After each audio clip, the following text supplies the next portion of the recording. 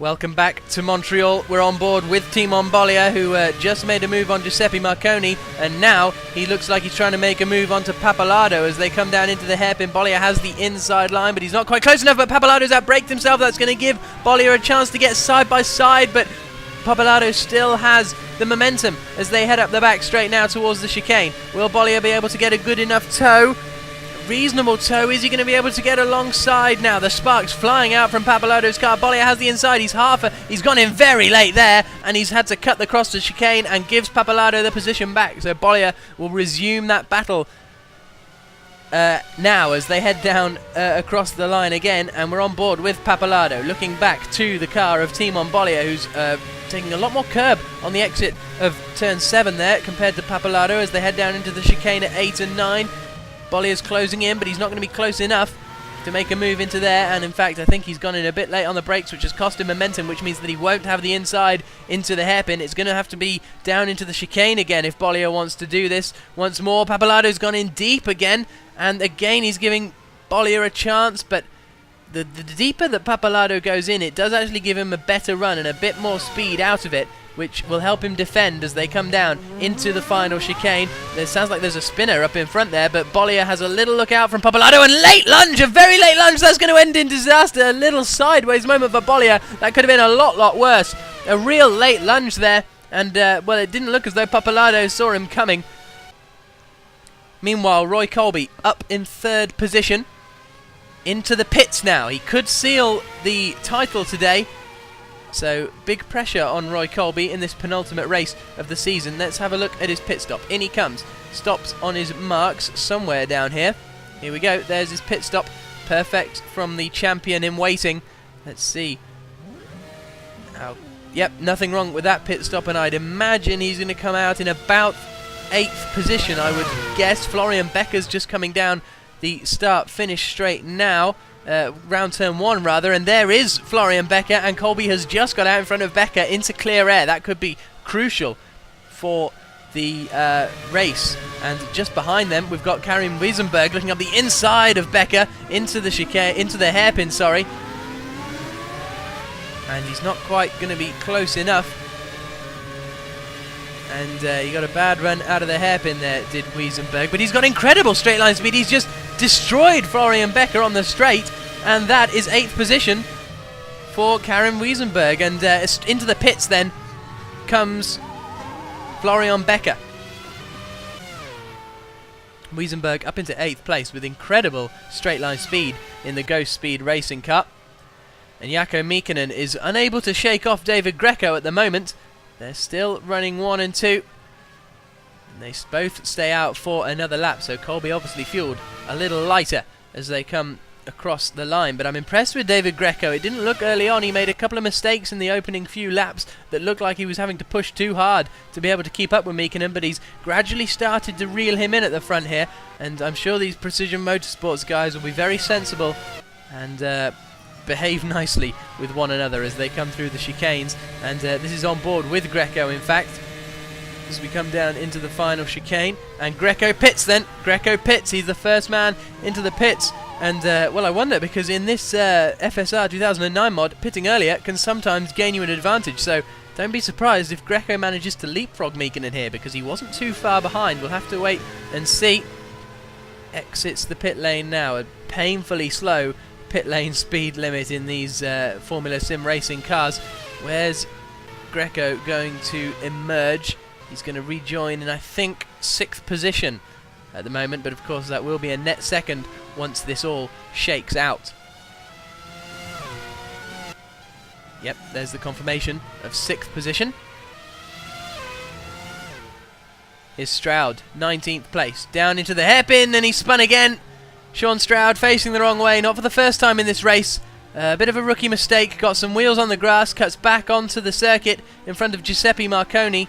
And, well, this is turning into a horrible day at the office for Sean Stroud as Jaakko Mikkonen comes into the pits then. This could be what decides the lead as Mikkonen stops in his blocks. Up go the car on the jacks, tyres and fuel changes. I think that was the Roaldo car of Bono Huis coming in as well. I'm not entirely sure. Now we're on board with Roy Kolbe then. So he pitted a couple of laps ago, and he's coming across the start finish straight now. and down into turns 1 and 2. And there is Meekinen joining just in front of Roy Kolbe. So that there means that David Greco has the lead of this race.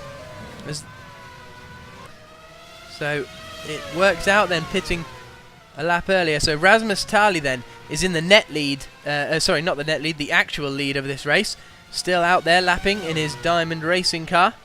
He is in the lead of the Canadian Grand Prix, which no doubt he'll be chuffed with. He's had some impressive performances earlier this season in Pro especially, driving for the Torrent Motorsports team, but he switched to Diamond and now is racing in the WC Cup.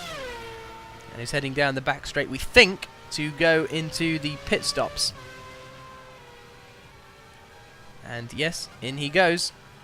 So he loses the lead again, and Jaakko Meekinen then reassumes the lead of this race. So my apologies about getting a bit confused earlier. Meekinen does lead this race with Kolbe in second, and now this is further back down the order. In 12th, it's Florian Becker and Giuseppe Marconi once again coming through into the chicane. Oh, Marconi's just turned in there a little bit, and there was a bit of contact.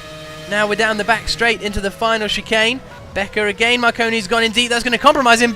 Becker flew through that final chicane. Incredible momentum that he took through there, and now he should have a run on Marconi if he can get the slipstream into turn 1. Not quite close enough, but Marconi's gone in deep. He manages to hold it though.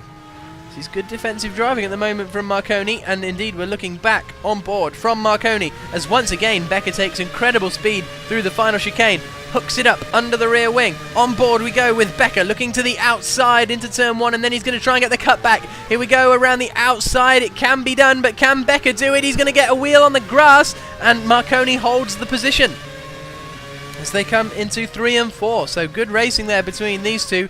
Great racing, in fact. Becker seems to be inherently faster, but not quite able to make the move stick as he throws one up the inside into 6. Not going to make it through there. Now we'll focus on getting a good run out of 7. Here's a replay of Becker. He's going to launch himself across the curbs here. Look at that. That's a perfectly legal move. Had 2 wheels on the curbs at all times, but he is really pushing as Fausto Pappalardo now is up behind Timon Bollier. Bollier goes defensive, does he? Yes, he does. Forces Pappalardo to go the long way round. Pappalardo says, I think I will try and go the long way round. Then he has the inside line. Contact there a little bit. And, well, Pappalardo not managing to make it through there. Bollier more than happy to close the door on his racing chum as they come through turns 3 and 4 now. Roy Kolbe still holding onto that second position. And into the pits comes Roy Kolbe. So, Greco takes over the second place. There we go. Greco up into second. Let's see how long these precision guys can stay out for as they come into turn 1 and now into turn 2. And also let's see where Roy Kolbe rejoins. Here he comes out of the pits now. It's going to be close actually between him and Blair Disley, and I think, yes, there is Blair Disley in front of him. That's going to cost Kolbe time on his fresh tyres, and that is a disaster for Roy Kolbe. That could cost him second place, perhaps, maybe even a podium spot, depending. Here we are then on with Kolbe. There goes Disley into the pits, so Kolbe now is freed, but that 1 lap behind Blair Disley could cost him as he comes across the line with 40 laps to go. There's a shot of the curb on the exit of turn 7 as Andrei Yakomenko goes around, and and he's stalled the engine there. Yakomenko has stalled the engine after his spin at turn 1 and is out of the race. Here's Dennis Hurl down in 4th position, battling with Karim Wiesenberg now, and Kiersmakers, Tali and Kolbe all in that vicinity. So Hurl is becoming a bit of a train at the moment as Wiesenberg looks to try and get through, has a little look up the inside into the chicane, but he knows he's nowhere near close enough. Into the chicane they come. Let's see if any of them can carry more momentum than the other. Here's Sean Stroud down in 18th position, taking too much curb and spinning again. Well, let's see if he waits for a sensible time. Well, sort of. Stroud then with another spin, another backwards moment. But let's get back up to the front and the real racing with Roy Kolbe then in 6th position, queued up behind these cars, and one of them's gone sideways there. I think that's Rasmus Tali has gone a bit wobbly and has had to cut the chicane. And there's the precision car behind Kolbe, I think. And Laurent Kiersmakers now coming up the inside into the hairpin. Good move there from Kiersmakers, going past, and Kolbe has got past Tally there in the background as well. So chopping and changing for position in Montreal.